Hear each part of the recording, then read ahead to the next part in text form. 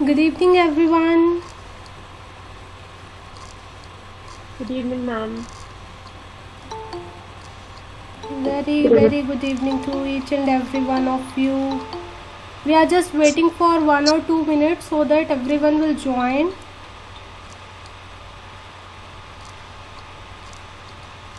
सिर्फ इसलिए हम लोग थोड़ा सा वेट कर रहे हैं.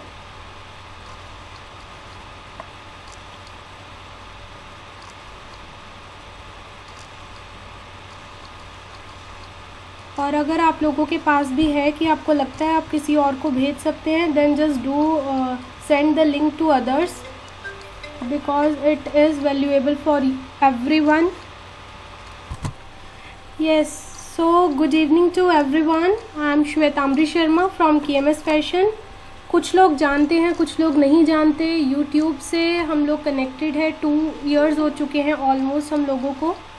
और जितना भी आपका, अगर आप टेक्सटाइल्स की बात करते हैं तो टेक्सटाइल्स के साथ हम लोग जुड़े हुए हैं. क्लोथिंग से हैं, फैशन से है, sewing technology, dress making, surface ornamentation, as such जहाँ पर भी आपका फाइबर्स की बात आ जाती है, टेक्सटाइल्स की बात आ जाती है, गारमेंट की बात आ जाती है, तो उन सभी चीज़ों से हम लोग इंटरकनेक्टेड है. किसी भी तरह के एग्ज़ाम हो, ऑल ओवर इंडिया में हो, उन एग्ज़ाम के बारे में प्रॉपर इन्फॉर्मेशन आपको यहाँ पर हमारी तरफ से मिल जाएगी. सो पिछली जो मैंने डेमो क्लास दी थी वो लाइव दी थी यूट्यूब पे, बट इस बार की हमने थोड़ी सी अलग रखी कि हम यहाँ पर गूगल मीट पे सब लोग मिलते हैं और उसके बाद ज्वाइन करते हैं. सो जैसा कि यहाँ पर आप देख पा रहे होंगे, CITS ट्रेड थ्योरी नाम करके हमने कुछ लिखा है, बट काफ़ी लोगों को नहीं पता होगा कि बेसिकली CITS होता क्या है. फर्स्टली, क्या मैं ऑडिबल हूँ सबसे? Am I audible to everyone? Yes, ma'am. Yes, ma'am. Okay, you guys can message me in the chat box also. So काफ़ी इजी रहेगा मुझे ये चीज़ डिटेक्ट करना कि मेरी आवाज़ प्रॉपरली आ रही है आप लोगों के पास या नहीं आ रही. Okay, and others please just mute your self so that complete जो ऑडिबल है वो सबको सही प्रॉपर रहे विदाउट डिस्टर्बेंस. ओके, सो ये हमारा क्या होता है, अगर आप लोगों ने ITI सुनी होगी, ठीक है, सब लोगों ने. अब आजकल क्या हो गया, स्किल डेवलपमेंट बहुत ज़्यादा हो गई है, तो गवर्नमेंट की तरफ से यहाँ पर आप पढ़ भी पा रहे हो, comprehensive training in skill and training methodology. Means हम ट्रेनिंग करना चाह रहे हैं, स्किल को डेवलप करना चाह रहे हैं, तो गवर्नमेंट ऑफ इंडिया, यहाँ स्किल इंडिया देख रहे हैं, कौशल भारत देख रहे हैं, इंडस्ट्रियल ट्रेनिंग. आजकल क्या होता है, इंस्टीट्यूट्स जो होते हैं या फिर आपके जो हम ये बोल सकते हैं कि जो भी इंडस्ट्रीज़ हैं वो ये चाह रही है कि ऐसे लोग हमारे साथ जुड़े जिन्होंने स्किल डेवलपमेंट कर रखी हो, स्किल ट्रेनिंग कर रखी हो. क्या चीज़ होता है, कॉलेजेस के अंदर हम एडमिशन लेते हैं लेकिन प्रॉपरली पढ़ाई नहीं होती, तो अब ऑनलाइन सीक्वेंस के अकॉर्डिंग हम उस चीज़ को भी रिजॉल्व करेंगे यहाँ पर. सो आज बिल्कुल बेसिक, बिल्कुल छोटा सा एक डेमो है मेरी तरफ से आप लोगों को. Let's see. और प्लीज़ अगर किसी की भी इंटर रिलेटेड क्वेरीज आती हैं, आप साथ के साथ मुझे मैसेज चैट में मैसेज कर सकते हैं so that I can take easily. So अगर हम बात करते हैं यहाँ पर जो बेसिकली CITS की बात करने जा रहे हैं, सो दैट इज़ पर्टिकुलर हमारा ट्रेड भी होता है, प्रैक्टिकल भी होता है, थ्योरी भी होता है. प्रैक्टिकल में हमें पता है प्रैक्टिकल सेशंस रहते हैं. On the other hand theory हमारी कंप्लीट क्या रहती है, आपका थ्योरेटिकल बेस बनाता है.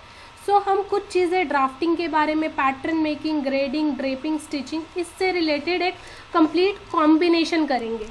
Correct?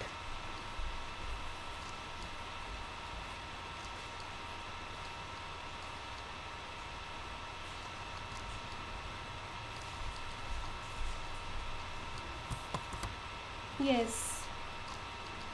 So now starting from the basic term of fashion. सबसे पहले हम लोग यहाँ पर फैशन की कुछ बेसिक टर्म से शुरुआत करते हैं. फैशन हमारा होता क्या है.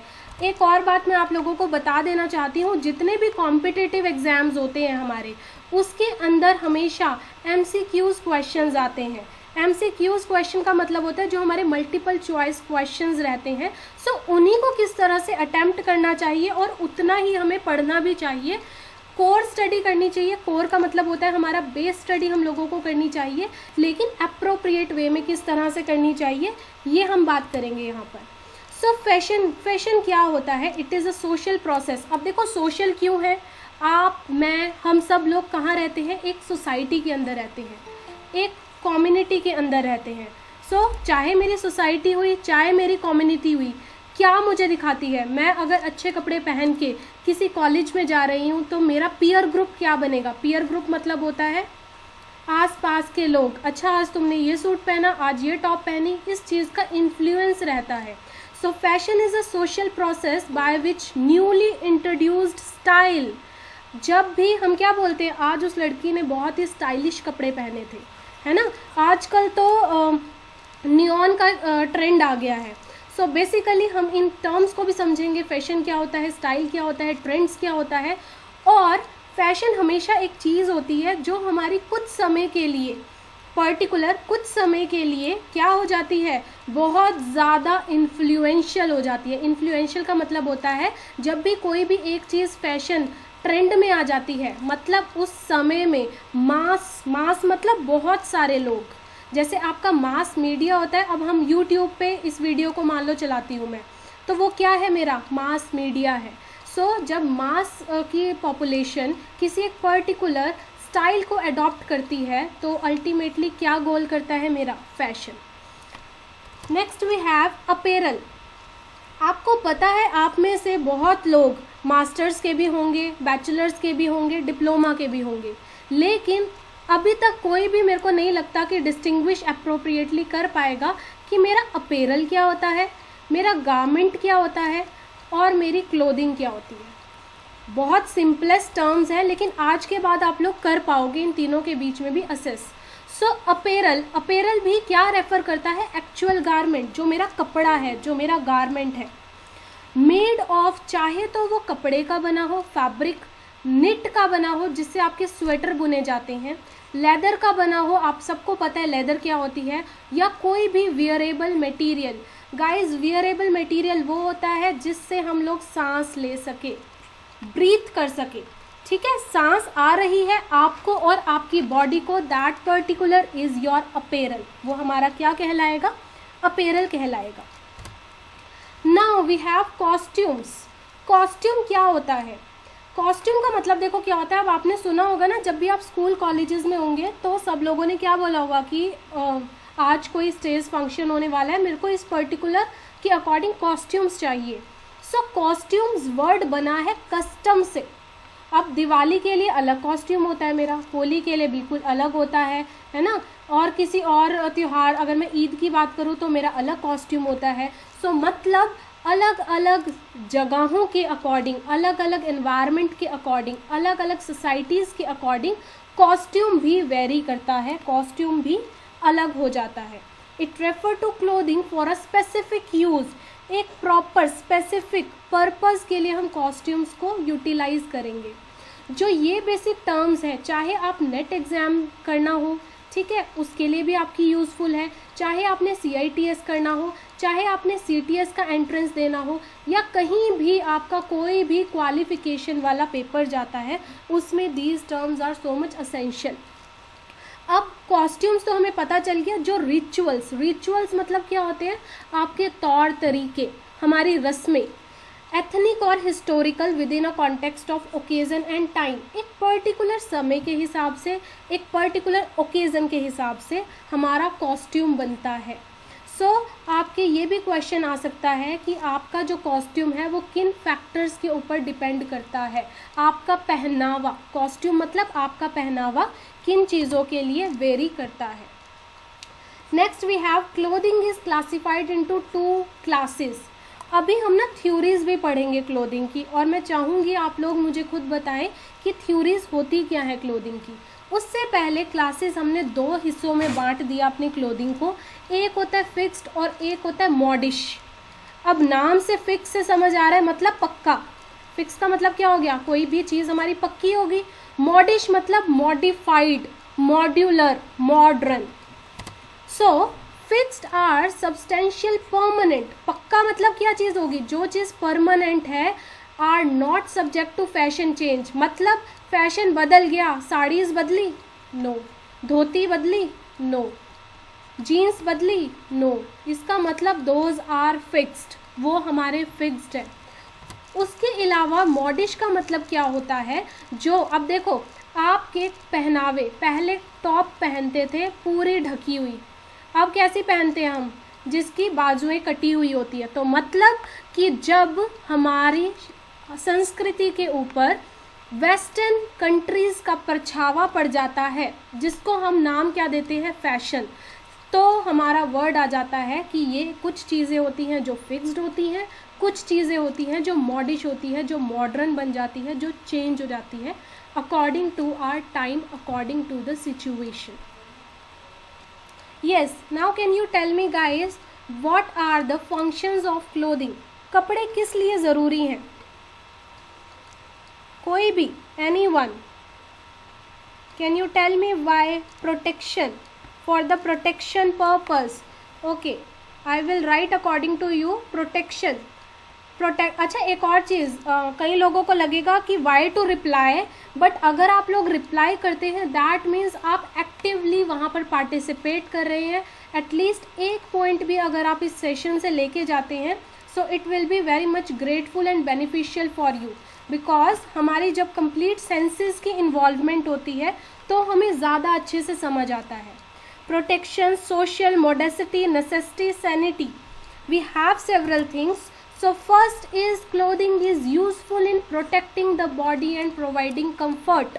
मुझे प्रोटेक्ट करने के लिए, मुझे बचाने के लिए, मेरे को कंफर्ट देने के लिए, मेरे को सुविधाएं देने के लिए हम क्लोथिंग का इस्तेमाल करते हैं, कपड़ों का आवश्यक इस्तेमाल करते हैं।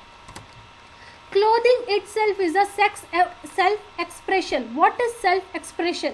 अपने आप को बता देना। आपने एक चीज़ सुनी होगी, अगर किसी ने, जो विलेजेस की बात अगर मैं करूँ for example, show one's personality, exactly. So अपने आप को दिखाना, मैं इंटरनली क्या हूँ। मैं आपको एक बिल्कुल ही दिहायती बात बताना चाहती हूँ। दिहायती इन सेंस, जब हम विलेजेस की बात करते हैं, कोई स्लीवलेस वहाँ पहनता है, सो क्या बोलते हैं, ये अपना शरीर दिखाने आए हैं। सो मतलब वो अपनी मेंटालिटी दिखा रहा है पर्सन। लेकिन जब मैंने कोई कपड़े पहने हैं एलिगेंसी शो करने के लिए, फ्रस्ट्रेशन शो करने के लिए, एक एग्जाम्पल आप सबके पास है, अगर आप लोगों का मूड अच्छा नहीं है, आई एम डैम श्योर आप अच्छे से ड्रेसअप नहीं होगे। None of you will dress up accurately if you are not appropriate feeling good. So ये सबके साथ चलता है। Clothing indicate Prestige. प्रेस्टीज का मतलब क्या हो गया, आप कैसे हो, आपका स्टैंडर्ड ऑफ लिविंग कैसा है, आपकी पर्सनैलिटी कैसी है, ये कौन जस्टिफाई करता है, हमारे कपड़े। Clothing is ornamental. ऑर्नामेंटल मतलब देखो, कहीं भी ऑर्नामेंटल आता है उसका मतलब होता है आपको ब्यूटीफाई कर रहा है, सुंदर दिखा रहा है। एस्थेटिक का मतलब भी क्या होता है, आपकी सुंदरता को एनहांस करना। ऑर्नामेंट्स क्या होते हैं, आपकी ज्वेलरी, गहने, गहनों को हम ऑर्नामेंट्स बोलते हैं यहाँ पर। सो क्लोथिंग क्या है, ब्यूटीफाई कर रहा है, आपको अच्छी क्वालिटीज़ आपकी जता रहा है, दिखा रहा है, एक्सप्रेस कर रहा है। Clothing has quality which tend to attract the opposite sex, that's particular, absolutely right.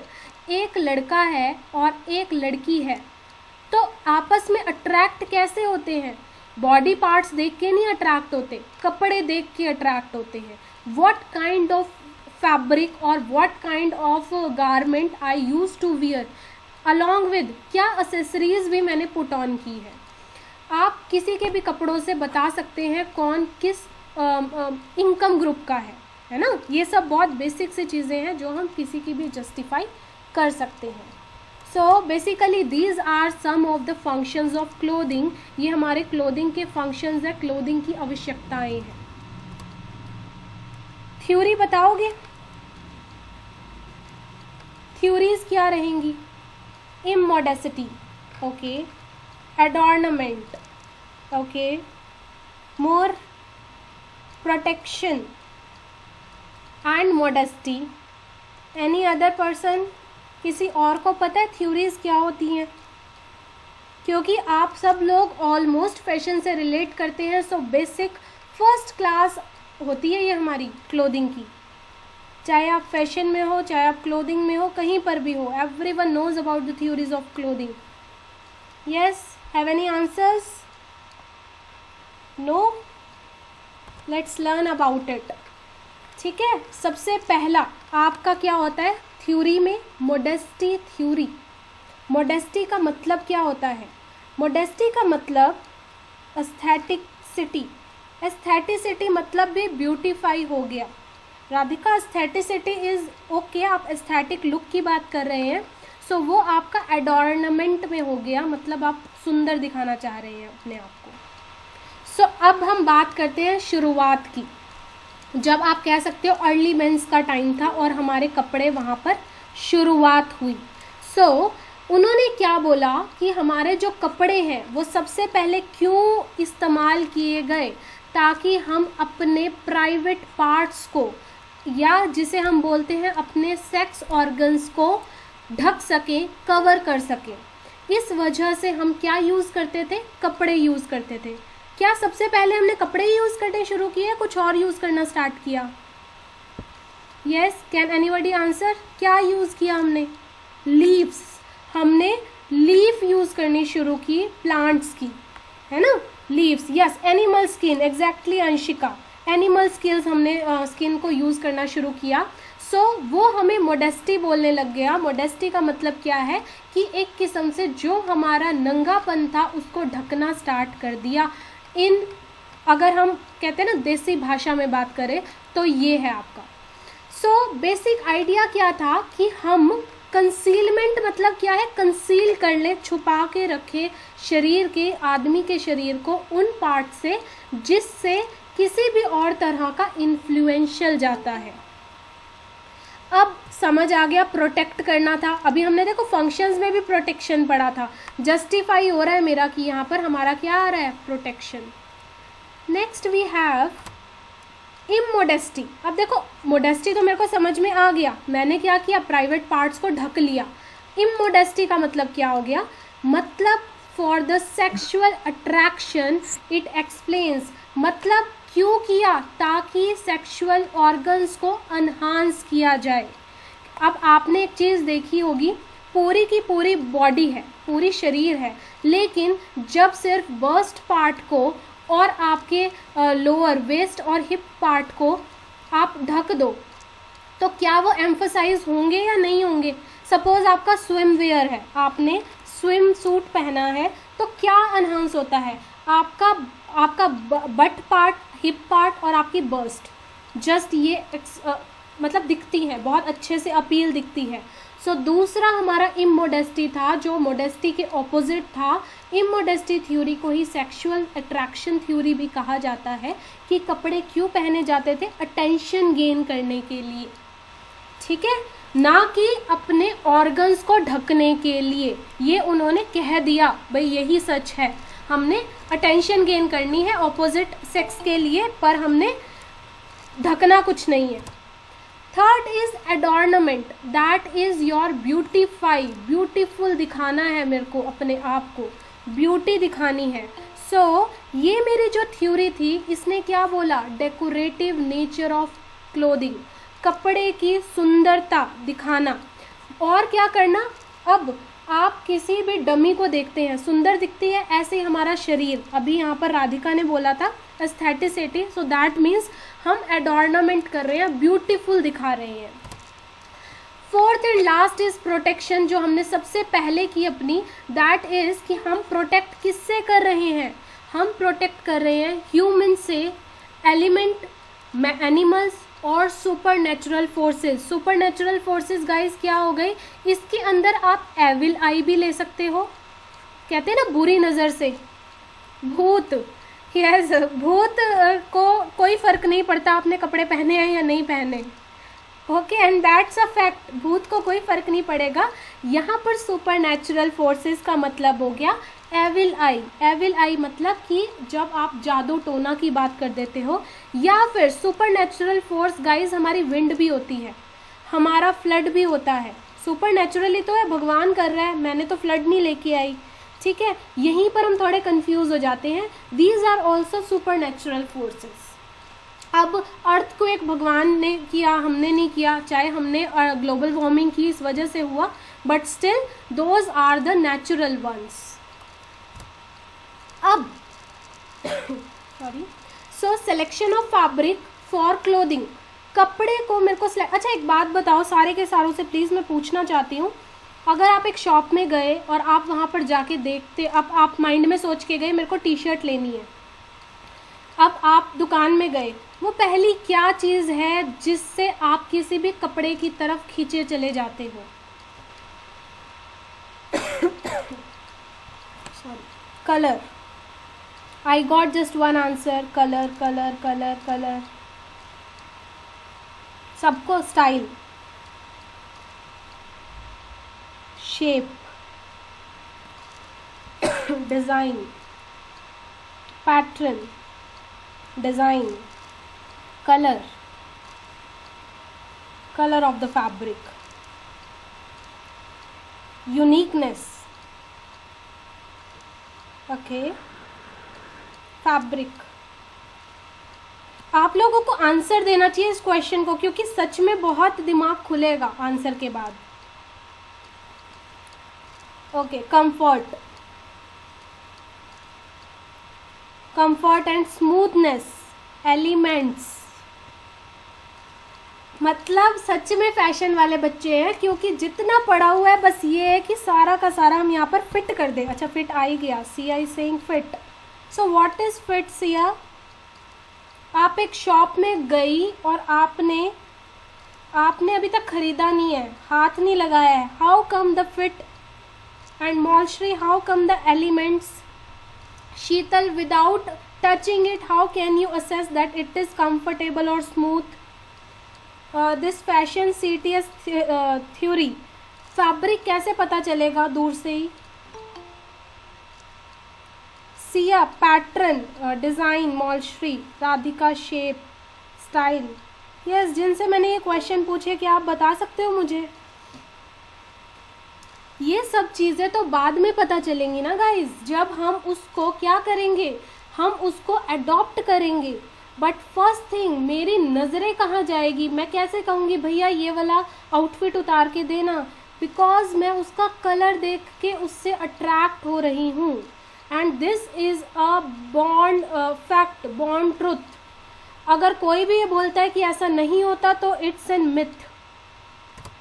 So right clothes, अब ये तो मैंने इन जर्नल बोला आपको कि क्लोथिंग को हम जब सेलेक्ट करते हैं, सिलेक्शन नहीं बताई, ये मैंने ये बताई कि मैं दुकान के अंदर गई तो मैंने सबसे पहले क्या एलिमेंट देखा उसके बारे में बताया। अब मेरे को सिलेक्ट करना है फैब्रिक को कपड़ों क्लोथिंग के लिए, तो मैं कैसे करूँगी? Right clothes are necessary for health, poise and self respect. अब अगर मैं कपड़े अपनी हेल्थ के अकॉर्डिंग, अगर मैं हेल्दी हूँ बहुत, मैं मोटी हूँ बहुत, और मैं बिल्कुल चटक मटक ऐसे वाले कपड़े, सीक्वेंस वाले, या फिर हम कह सकते हैं साटन के गाउन्स पहनूंगी, क्या मैं अच्छी लगूंगी? नो। सो मुझे कैसे लेने चाहिए? अपने शरीर के हिसाब से, अपने पोस्चर के हिसाब से, अपनी सेल्फ रिस्पेक्ट के हिसाब से। An individual who lives within a planned budget. अब देखो हमें क्या करना है, पैसा तो है, पैसा तो देना है कपड़े खरीदने के लिए। हमें ये पता होता है कि आज हमें 100 रुपये खर्चने हैं। Suppose I am giving the example, I know some of you will say कि 100 रुपये में तो कुछ नहीं आता है, सो लेट्स मेक इट 1000। आज मुझे 1000 रुपये खर्चने हैं और कुछ खरीद के लेके आना है। सो मैं किस तरह से उसको स्पेंड करूँगी? मेरा एक बजट चलता है कि आज मेरे को टी शर्ट्स खरीद के लेके आने, तो मेरी पहली प्रेफरेंस टी शर्ट्स पे रहेगी। It is true our desires और वांट आर अनलिमिटेड। बहुत सच्चाई है कि जो मेरी ज़रूरतें हैं, जो मेरी ख्वाहिशें हैं, वो क्या है? अनलिमिटेड है। लेकिन कपड़े खरीदते किस बेसिस पे है? नीड के बेसिस पे गाइस, ज़रूरत के बेसिस पे। Our needs are comparatively few. आपको रात को पहनने के 2 जोड़ी कपड़े भी काफ़ी हैं। अगर मैं बोलूँ, फैक्ट बात है, 2 pairs are enough for you, but हमारे पास 3-3, 4-4 टी शर्ट्स होती हैं, उतने ही लोअर्स होते हैं। We have what, we have so many pair of footwears, but ऐसा नहीं होता। अगर ये पैसा अभी पेरेंट्स दे रहे हैं, जब हम लोग खुद कमाएंगे then we get to know about कि ज़रूरतें ज़रूरी हैं या फिर हमारी चाहतें ज़रूरी हैं। सो हमेशा कपड़ा खरीदना हो कपड़ों अपने क्लोथिंग के लिए, तो हमें क्या देखना चाहिए, हमारी नीड क्या है, डिज़ायर्स नहीं। साथ के साथ हमें ये भी देखना चाहिए कि वो नीड्स हमारी फैमिली लाइफ में कैसे इम्पोर्टेंस दे रही है, और क्या जो कपड़ा हम खरीद रहे हैं वो हमारी पर्सनैलिटी के साथ मैच कर रहा है या नहीं कर रहा। ये बहुत बड़ा डिफरेंस है जो मैं ऑलरेडी आप लोगों को बता चुकी हूँ कि हमारी चाहतें क्या है और हमारी ज़रूरतें क्या है।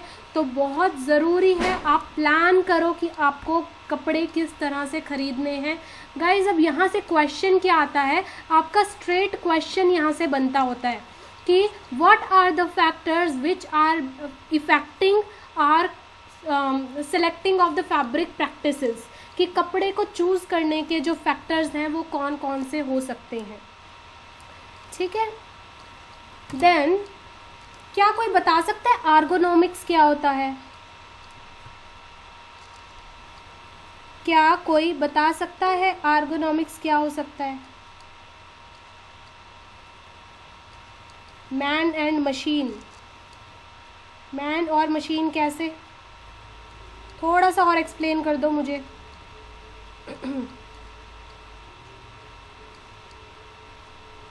Anybody other?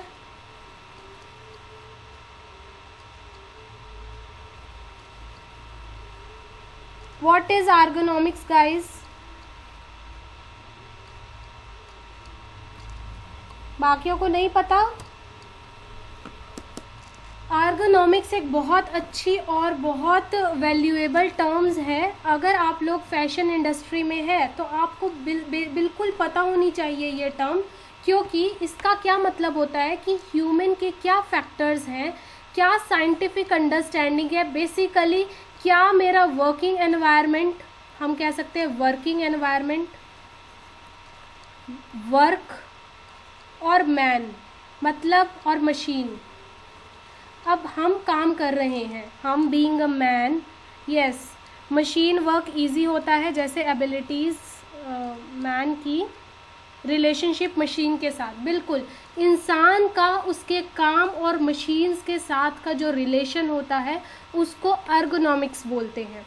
जैसे मैं अगर इस टाइम पे अपनी स्टडी टेबल के ऊपर, अगर मेरे पास इस टाइम स्टडी टेबल है गाइस, तो मैं क्या कर रही हूँ, मेरा काम इजी हो रहा है क्योंकि मैं लैपटॉप रख पा रही हूँ। आप देख रहे हो मैं पेन से कुछ लिख रही हूँ, इसका मतलब मेरे पास एक पेन टैब है। पेन टैब क्या करती है, लिखने में मदद करती है। क्या ये मेरा काम आसान कर रही है? यस, ये मेरा काम आसान कर रही है। इस टाइम पे जो हमारा टाइम है और हमारे साथ कुछ लोग जुड़े हुए हैं, क्या ये प्रॉपर टाइम है बात करने का? हाँ बिल्कुल है। काफ़ी लोग बिजी भी रहते हैं इस टाइम, बट काफ़ी लोग फ्री भी रहते हैं ऑन एन एवरेज, जैसे हम कोविड की सिचुएशन को जानते हैं। सो जो संबंध होता है हमारा, हमारे जगह का, हमारी मशीन्स का और हमारे काम करने का, उस संबंध को क्या बोलते हैं? आर्गोनॉमिक्स बोलते हैं। So ergonomics deal with the occupational health, safety and productivity. यहाँ पर देखो, मेरे को आप लोगों को पढ़ाना है, this is my occupation, we can say hobby, but जब ये प्रोफेशनल लेवल पे आ जाता है तो ये ऑक्यूपेशन बन जाता है। हेल्थ मतलब एक हेल्दी एनवायरनमेंट, सेफ्टी सेफफुली हम कर रहे हैं, एंड प्रोडक्टिविटी मतलब अगर आप लोग इस सेशन से एक भी पॉइंट आज सीख के जा रहे हो तो आपका ये आधा एक घंटा बिल्कुल भी वेस्ट नहीं जाने वाला। So this is productivity. अब यही हमारा आर्गोनॉमिक्स क्या कंसिस्ट करता है? It consist of safe furniture. जिस कुर्सी पे आप बैठे हो वो आप लोगों के लिए बिल्कुल सेफ है, जिस कुर्सी पे मैं बैठी हूँ वो मेरे लिए सेफ है, इसीलिए हम ये काम कर पा रहे हैं जो इस टाइम हमारा सेशन चल रहा है। ईजी टू यूज़ इंटरफेस, जिस चीज़ के तहत हम काम कर रहे हैं उसका इस्तेमाल आसानी से हो रहा है। ईजी टू यूज़ मैकेनिक्स, हम जितने भी मैकेनिकल यूज़ कर रहे हैं या हम इक्विपमेंट्स को हैंडल कर रहे हैं, आप लोग अपने फ़ोन को इस्तेमाल कर रहे हैं, आप लोगों के पास डाटा है उसको इस्तेमाल करने का, ये सारी चीज़ें क्या है? आर्गोनॉमिक्स है कि आपकी सिचुएशन, आपका वर्क, आपका particular machine, your machine is your mobile phone right now. Advantages क्या होती हैं? ये फिट बैठता है बिटवीन अ पर्सन और टेक्नोलॉजी। जो भी चीज़ें असेस की जाती हैं, जो भी चीज़ें देखी जाती हैं, मतलब एक इंसान साथ के साथ उसकी जो भी टेक्नोलॉजी होगी उसके साथ उसको क्या तालमेल अच्छा बिठा के रखता है। It assess the relation between the job, that is activity, and demand of a user or performing the activity. अब देखो मैं एक नौकरी कर रही हूँ, जॉब मतलब इज़ नॉट पर्टिकुलरली अ नौकरी इटसेल्फ। यहाँ पर आज मैंने एक एडवर्टाइजमेंट डाली कि आज मैं एक लाइव क्लास लूँगी, so this is my job, ये मेरा काम बन गया। डिमांड क्या थी आपको पता है? लाइव क्लास क्यों ली? मेरा मन था इसलिए ली, या फिर डिमांड आई मेरे पास क्योंकि स्टूडेंट्स की डिमांड आई कि सेशन एक आप डेमो क्लास रख लीजिए, फिर हम कंटिन्यू करेंगे। Performing the activity, what is the activity here? Activity is that we are doing the class, हम इस समय क्लास को कर रहे हैं। It accesses the presentation of information used, जो भी इंफॉर्मेशन इस्तेमाल हो रही है क्या वो सही प्रेजेंट हो रही है? अब जो मैं आप लोगों को बताना चाहती थी क्या वो मैं सही से बता पा रही हूँ, प्रेजेंट कर पा रही हूँ? So yes. अब ये किन किन चीज़ों के ऊपर बेस करता है? बहुत बेसिक, बहुत सिंपल चीज़ें हैं। क्या ह्यूमन है, क्या उसका एनवायरनमेंट है, मतलब आसपास का क्या एनवायरनमेंट है किसी भी इंसान का। एंथ्रोपोमेट्रिक सर्वे, एंथ्रोपोमेट्रिक गाइस क्या होता है? Yes, what is anthropometric?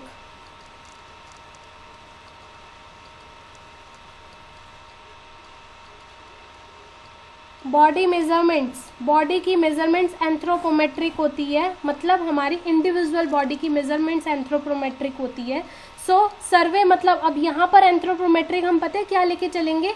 अगर हम आर्गोनॉमिक्स की बात करें, study of body measurement, exactly यहाँ पर हम क्या बात करेंगे? वो पैरामीटर्स जो किसी भी काम को करने में सक्सेसफुल करता है।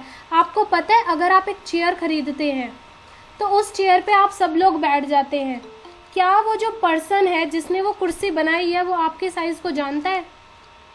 Yes, anybody? क्या वो पर्सन आपके साइज़ को जानता है जिसने आपके घर की चेयर बनाई है? यस और नो? नहीं जानता ना? No, everyone knows that he don't know, but still he made the chair for you guys. यार मतलब कितनी बड़ी बात है। Because of this anthropometric survey, anthropometric survey होता है, जितने भी हमारी इंडस्ट्रीज होती हैं वो हमारे लिए कुछ कपड़े बनाती है। अब आपको पता है 28 साइज़ आता है मेरे को, आपको पता है 30 साइज़ आता है मेरे को, आपको पता है 32 साइज़ आता है मेरे को, 34 आता है। कैसे पता है? क्योंकि कुछ लोग बैठे हैं हमारी असेस करने के लिए कि हमारी बेसिक मेजरमेंट्स क्या हैं। बायोमैकेनिक्स, बायोमैकेनिक्स क्या होती है कि हम, ये एक साइंस है जो हमारी बॉडी की मूवमेंट्स को जस्टिफाई करता है, हमारे शरीर की मूवमेंट्स को बताता है। Good evening ma'am. Good evening.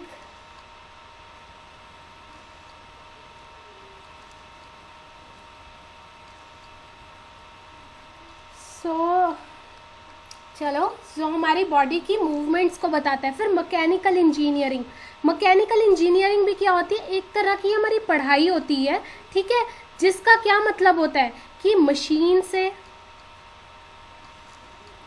आपकी बॉडी से, आपकी सेंसेस से, सेंसर्स को रिलेट कर सके। मैकेनिक्स पढ़ी होती है ना, लोग कहते हैं कि हम मैकेनिकल इंजीनियरिंग कर रहे हैं, तो मतलब मशीन से रिलेटेड, लेकिन हर चीज़ इंसान के साथ ही तो बनी हुई है। इंडस्ट्रियल डिज़ाइन, हम लोग फैशन में भी क्या, ये सारी चीज़ें गाइस फैशन में आती है। अगर किसी को लग रहा हो कि मैम क्या बात कर रही हैं, तो मैं बिल्कुल बेसिक बात कर रही हूँ, सारी चीज़ें फैशन से रिलेट करती है। इंडस्ट्रियल डिज़ाइन, हम लोग इंडस्ट्री में डिज़ाइंस बनाते हैं। देन इंफॉर्मेशन डिज़ाइन, हम लोग इंफॉर्मेशन गैदर करने के लिए, अगर मेरे को एक पैटर्न दे रही हूँ किसी को भी बनाने के लिए, तो मैं क्या करूँगी, उसके बारे में कंप्लीट इंफॉर्मेशन दूंगी किसी ना किसी को, है ना, ताकि उसको पता चल जाए कि हमने किस चीज़ के बारे में बनाना है, काम करना है। देन काइनेसियोलॉजी, काइनेसियोलॉजी का मतलब क्या होता है? Study about body movement.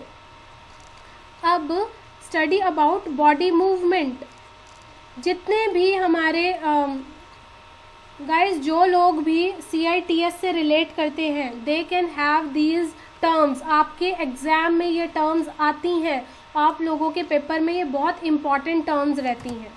Then physiology, physiology मतलब क्या होता है? ह्यूमन की बॉडी के बारे में स्टडी करना, स्टडी अबाउट ह्यूमन बॉडी।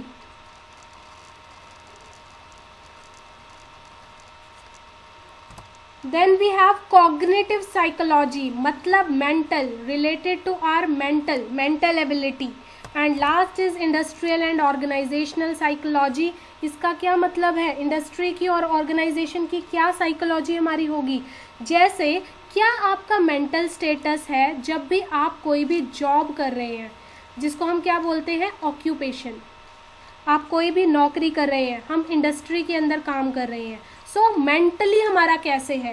कहते हैं ना कि अच्छा एनवायरनमेंट होना चाहिए तभी हम काम कर सकते हैं। कॉलेज में आप लोग पढ़ने जाते हैं, अच्छे स्टूल, अच्छे बेंचेस मिलते हैं, कंफर्टेबल मिलते हैं, तभी आप वहाँ पर इतना टाइम बिता सकते हैं। ये सारी चीज़ें हमारी एर्गोनॉमिक्स के साथ चलती हैं। ठीक है, 3 फील्ड्स के लिए काम करता है। पहला होता है फिजिकल। फिजिकल का मतलब क्या होता है कि मेरे कंज्यूमर की क्या डिमांड है, मेरी इंडस्ट्री की क्या डिमांड है और किस अकॉर्डिंग हम कोई भी डिज़ाइन को डेवलप करेंगे।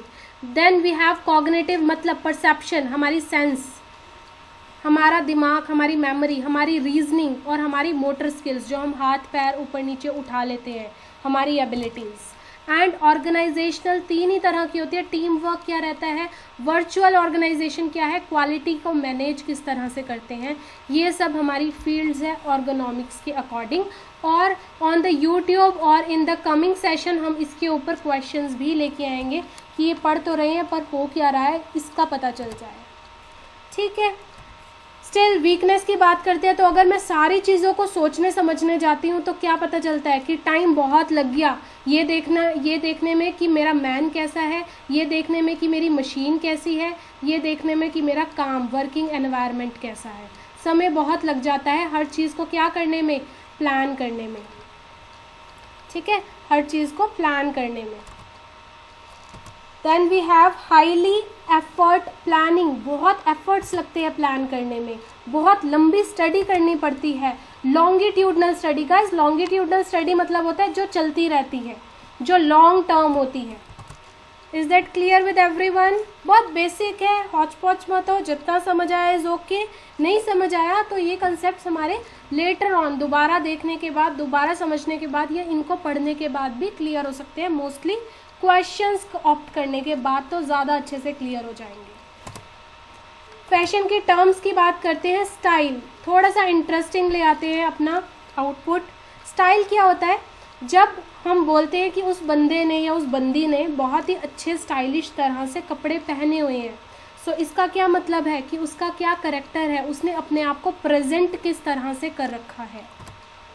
फैशन क्या होता है, जब मेजर ग्रुप, बहुत ज़्यादा लोग क्या करते हैं, किसी भी स्टाइल को एक्सेप्ट कर लेते हैं तो वो क्या बन जाता है, फैशन बन जाता है। एक्सेप्टेंस मतलब किसी चीज़ को अपना लेना, जब मैं किसी के भी स्टाइल को अपना लेती हूँ तब क्या होता है, एक्सेप्टेंस कहलाता है। ट्रेंड, हवा क्या चल रही है, क्या मूवमेंट है, किस डायरेक्शन में वो मूवमेंट है, ये मेरा ट्रेंड कहलाता है। क्लासिक, जब कोई चीज़ आती है और वो लंबे समय के लिए रहती है, जैसे हमारी डेनिम्स, हमारी जीन्स हो गई या फिर हमारी साड़ीज़ हो गई, वो क्लासिक कहलाती है।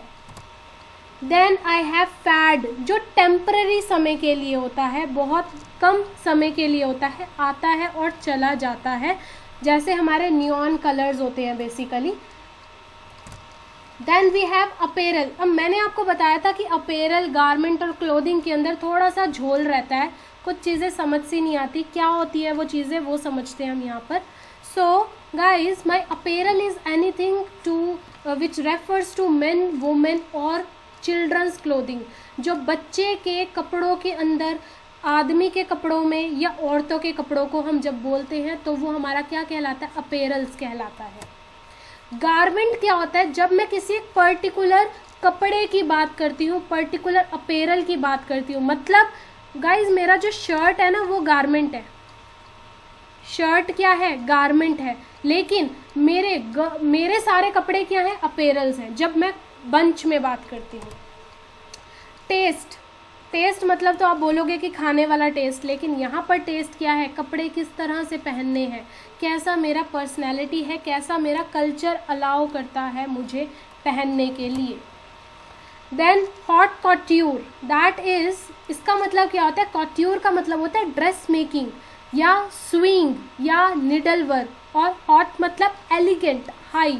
तो इसका क्या मतलब है कि जब मेरे कोई भी कपड़े, मेरी कोई भी क्लोथिंग एक्सक्लूसिव बन रही है, एक्सक्लूसिव मतलब कि कस्टम वेयर, जिसने पहनना है उसके हिसाब से, उसकी स्पेसिफिकेशन के हिसाब से बन रही है, that is haute couture. And ready to wear मतलब जब मैं किसी भी शॉप में जाती हूँ, उनको बोलती हूँ भैया इस पर्टिकुलर साइज़ का कपड़ा दे दो, लार्ज नंबर दे दो, स्मॉल नंबर दे दो, तो वो मुझे दे देते हैं, जिसको मेरे को सिलवाना नहीं पड़ता। These are the ready to wear clothing. Yes everyone, are you get the point of these terms? समझ आया ये टर्मिनोलॉजीज क्या रहती हैं?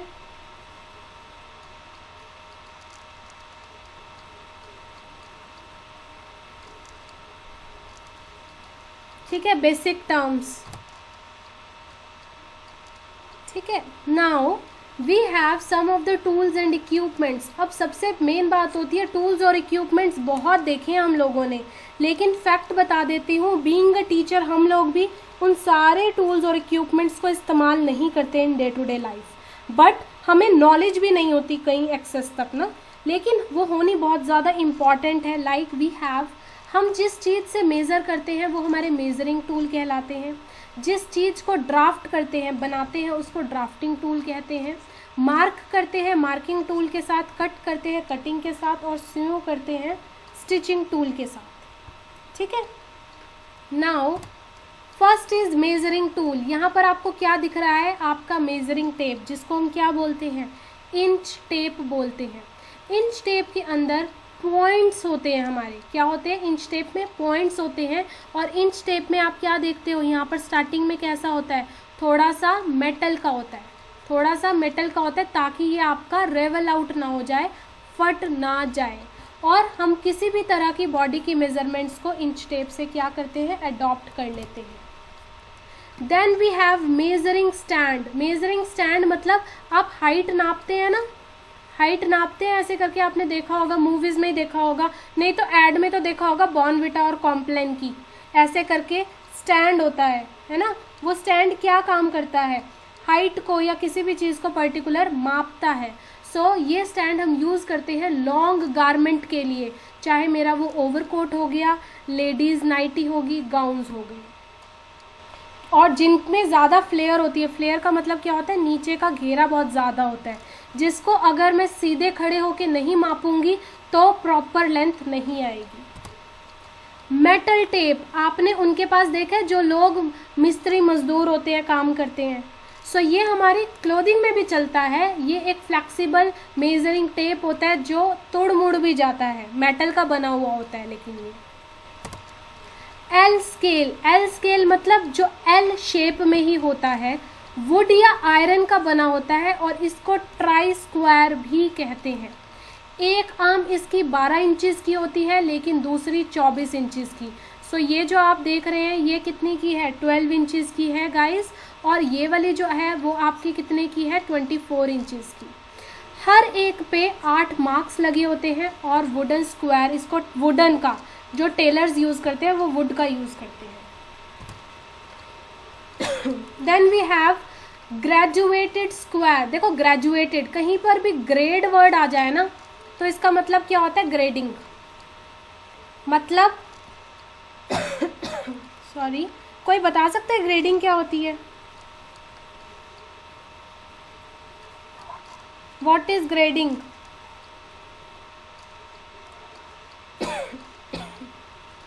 साइज, हमारे यस साइज डिफरेंस, चाहे वो मेरे इंक्रीज हो, चाहे वो मेरे इंक्रीज हो या मेरे डिक्रीज हो।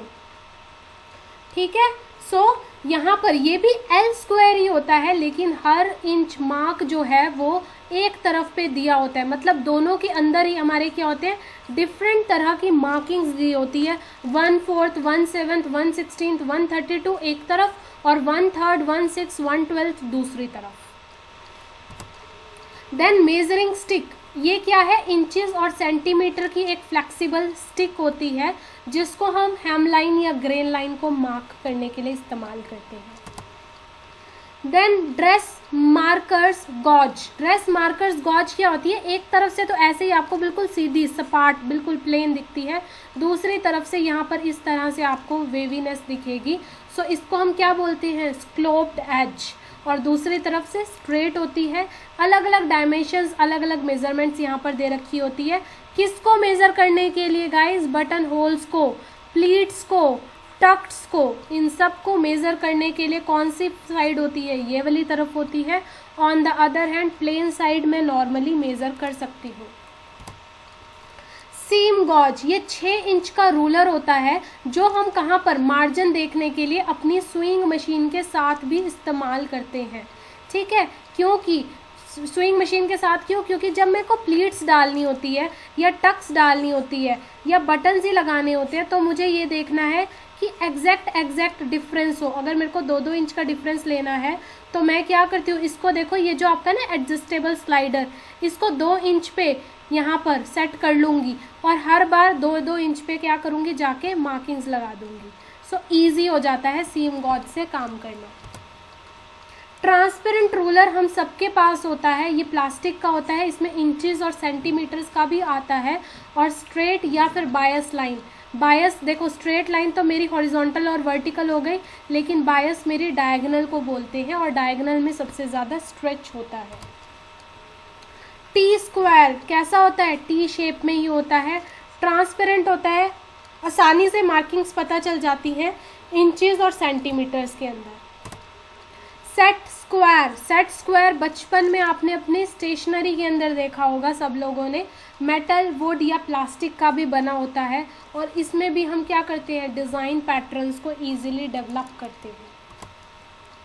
Card scale, card scale paper का बना होता है, ये पेपर या कार्डबोर्ड होता है ना, उसका बना होता है। ये भी हमने अपने स्कूल टाइम में सब लोगों ने इसको इस्तेमाल किया है। इस पे अब हम लोग क्यों यूज़ करते हैं, छोटी ड्राफ्टिंग्स के लिए, मतलब 1/3 या फिर 1/4 मेजरमेंट्स जब मुझे चाहिए तब हम इसका इस्तेमाल करते हैं। टेलर्स आर्ट कर्व, ये हमारा एल शेप का ही होता है, लेकिन इसके बीच में क्या होता है, एक सर्कल बना होता है और ये भी वुड, प्लास्टिक और स्टील का बना होता है, जिसमें हम इजीली 1/2 या 1/5 ऑफ मेजरमेंट्स को माप सकते हैं। देखो, फुल स्केल क्या होता है, 1 को आप फुल स्केल बोलते हैं। हाफ स्केल क्या होता है, जब आप 1/2 बोल देते हैं। 1/4 मतलब क्या होता है, जब आप 1 को ही डिवाइड कर देते हैं 4 से। ऐसे ही 1/8, 1/7, 1/3, ये सारे के सारे आपके डिफरेंट मेजरमेंट स्केल्स रहते हैं। फ्रेंच कर्व्स ऑलमोस्ट लोगों ने यूज़ किया होगा अगर आपने स्टिचिंग की होगी। हमारी किसके लिए ये यूज़ किया जाता है, हमारे आर्म होल के लिए, हमारे आर्म होल्स को बनाने के लिए हम इसको इस्तेमाल करते हैं। Clear. Flexible curve, flexible curve क्या होता है, फ्लेक्सिबल रबड़ की तरह होती है, रबड़ स्ट्रैप, जिसको हम जिस हिसाब से हमें कर्व देना होता है उस हिसाब से इसको क्या कर लेते हैं, एडजस्ट कर लेते हैं। हिप कर्व या कर्व रूलर, इससे हम क्या करते हैं, जो ये मेरा पैंट है इसकी जो साइड वाली हिस्सा हो गया, ये वाला हिस्सा हो गया गाइस, इसको मेज़र करने के लिए मैं हिप कर्व को यूज़ करती हूँ, ये वाला जो हिस्सा हो गया। लॉन्ग रूलर भी हमारा सेम स्ट्रिक्ट लाइन की तरह होता है, सेंटीमीटर्स और मीटर्स में होता है, स्ट्रेट लाइंस ड्रॉ करते हैं। कंपास सबको पता है, सर्कल लगाने के लिए या फिर हमारी आर्क लगाने के काम पर्टिकुलरली आता है। टेलर्स चॉक, टेलर्स चॉक बहुत इंपॉर्टेंट होता है हम लोगों के लिए, बिकॉज ये हमारे कपड़े से झाड़ के भी निकल जाता है, फर्स्ट वॉश में भी निकल जाता है, मार्किंग्स नहीं लगा के देता। ठीक है, मतलब अगर आप पेन से आपने मार्क लगाई या किसी चीज़ से लगाई तो वो परमानेंट होती है, but we need to use this because सिलने के टाइम तो ये क्या होता है, दिखता है, लेकिन बाद ये टेम्पररी होता है, we can remove it. Tracing paper, आप कार्बन पेपर से भी ट्रेस कर सकते हैं, आप बटर पेपर से भी ट्रेस कर सकते हैं, किसी भी चीज़ से इजीली आपका ट्रेस हो जाता है। और ट्रेस किससे करते हैं हम, अपने ट्रेसिंग व्हील से। सो ट्रेसिंग व्हील हमें ये, अच्छा एक और क्वेश्चन आता है आपका ना, कहीं पर आएगा, आपको पढ़ा हुआ सुनने को आएगा सैरीगेटेड एज। सैरीगेटेड मतलब होता है आपके नोकीले एज। सो नोकीले एज कब आते हैं? नोकीले एज और स्मूथ एज दोनों तरह का हमारा ट्रेसिंग व्हील होता है, जिससे हमारी जगह ट्रेस हो जाती है प्रॉपरली। कटिंग टेबल और कटिंग बोर्ड, ये सारे के सारे आपके हाईली ज़रूरी है। अगर पैटर्न मेकिंग के अंदर आपके पास क्वेश्चन आता है what are the tools and equipments, कौन से टूल्स कौन से इक्विपमेंट्स हैं, तो ये हमें पता होनी चाहिए। कटिंग टेबल 6 फीट चौड़ी होती है और 3 फीट उसकी लंबाई होती है। पिन्स बहुत इंपॉर्टेंट होती है हम सबको। और पिन कहाँ पर लगती है? पिन कुशन में लगती है। पिन्स क्यों करते हैं? ताकि हम अपने कोई भी 2 फैब्रिक्स को आपस में ज्वाइन करें टेम्पररी, और बाद में हम उस पर परमानेंट स्टिच लगा लें अपनी सुइंग मशीन से। ड्रेस फॉर्म हम किसको बोलते हैं? डमी को बोलते हैं, जिसको हम 3 डायमेंशनल भी बोलते हैं। फ्लैट पैटर्न हमारा किस पे बनता है? 2D पे बनता है, लेकिन डमी वाला 3D पे बनता है। तो ये हमारी अलग अलग साइजेस की होती हैं, और इसके ऊपर हम कपड़ों को क्या करते हैं? लगा के बना के देखते हैं कि उसकी अपील कैसी आ रही है, वो दिखने में कैसा है। नीडल थ्रेडर, जब भी आप एक गोल सा चक्कर लेके आते हैं जिसके अंदर बहुत सारी आपकी नीडल्स रखी होती हैं, उसके साथ ही ऊपर ये नीडल थ्रेडर भी मिलता है। सब लोगों ने देखा होगा, सब लोगों को ये मिला भी होगा। इससे हम इजीली क्या कर सकते हैं? जो लोगों को सुई में धागा डालने में प्रॉब्लम होती है, हम इससे सुई में धागा बहुत आसानी से डाल पाते हैं। थिम्बल क्या होता है? अब अपनी उंगली को और अंगूठे को बचाए रखने के लिए कि वो मशीन के अंदर ना आ जाए, हमारा थिम्बल इस्तेमाल किया जाता है। ये मेटल की एक कवरिंग बनी होती है, मेटल का होता है। स्विंग निडल, सिलाई करने की जो निडल्स होती हैं बहुत अलग अलग तरह की होती है। यहाँ पर आप सेवरल टाइप्स ऑफ देख रहे हैं। टाइप्स पे अभी हम नहीं जाएंगे, पर हमारी जो स्विंग निडल होती है वो भी हमारा एक स्विंग का ही पार्ट है, इक्विपमेंट्स का पार्ट है। तो नॉर्मल अगर निडल देखते हैं तो इसकी एक आई होती है, आँख होती है, एक स्टैम्प होती है और एक पॉइंट होता है, ठीक है। और यहीं पर ही ये हमारे क्या है? पार्ट्स ऑफ निडल है। पार्ट्स ऑफ निडल है। निडल के अंदर कितने पार्ट्स होते हैं? Shank, shoulder, reinforce blade, point, eye, और इसको tip, point, long groove, scarf, ये सारे के सारे हमारे क्या हैं? 10 टाइप्स होते हैं हमारे, 10 पार्ट्स होते हैं बेसिकली हमारी निडल के। Yes, is this particular concept is clear to each and every one of you? समझ आई हैं आपको कुछ चीज़ें?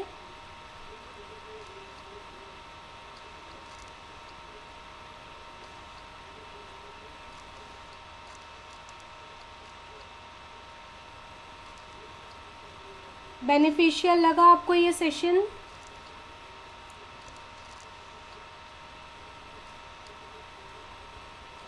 Okay guys, so if you have any kind of query you can directly contact me on telegram। आप telegram पे या फिर आप whatsapp पे भी कर सकते हैं, जो ऑलरेडी whatsapp नंबर है वीडियोस के नीचे आपको मिल जाएगा वो नंबर, ठीक है। आप उससे बात कर सकते हैं, कॉल कर सकते हैं in the day time only. So जो भी आपकी क्वेरीज रहेंगी फर्दर क्लासेस के लिए, उसको हम हर तरह से अरेंज कर लेंगे, चाहे वो नेट की क्लास हो, कोई भी एंट्रेंस एग्ज़ाम्स हो, या हमारा CITS का एग्ज़ाम हो। क्लियर? सो और एवरीवन प्लीज़, जिसने भी इस चैनल को सब्सक्राइब अभी तक नहीं किया है, please do subscribe and comment, ताकि और ज़्यादा और अच्छी beneficial information as well as videos हम आपके लिए लेके आते रहें। Okay guys, everyone take care, have a nice time, have a nice day, bye bye, good night. Thank you, ma'am.